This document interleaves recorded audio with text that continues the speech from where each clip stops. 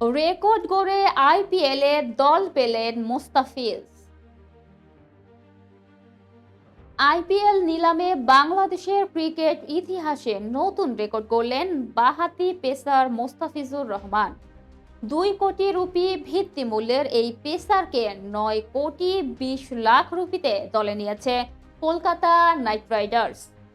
এটি আইপিএল নিলামে কোনো বাংলাদেশি ক্রিকেটারের জন্য সর্বোচ্চ মূল্য।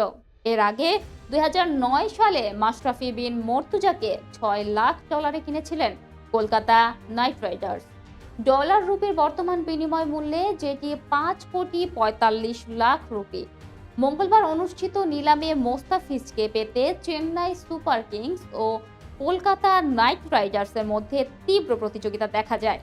শেষ পর্যন্ত কলকাতায় সর্বোচ্চ দর হাঁকিয়ে তাকে ফেরায়। মোস্তাফিজ এর আগে 2018 সালে সর্বোচ্চ 2,20,00,000 রুপিতে খেলেছিলেন মুম্বাই ইন্ডিয়ান্সে। এর মাধ্যমে আইপিএলে নিজের ষষ্ঠ ফ্র্যাঞ্চাইজিং হয়ে খেলতে যাচ্ছেন মোস্তাফিজ।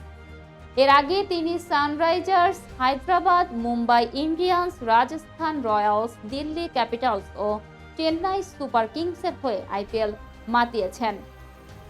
আইপিএল ক্যারিয়ারে এখন পর্যন্ত 8 মৌসুমে 60 ম্যাচ খেলে 65 উইকেট শিকার করেছেন মোস্তাফিজুর রহমান। ডেথ ওভারে তার কাটার ও নিয়ন্ত্রিত বোলিং আইপিএলে সব সময় আলাদা গুরুত্ব পেয়ে এসেছে। দর্শক, এই ছিল এখনকার মতো। পরবর্তী সংবাদ দেখার আহ্বান জানিয়ে এখানেই শেষ করছি। ধন্যবাদ।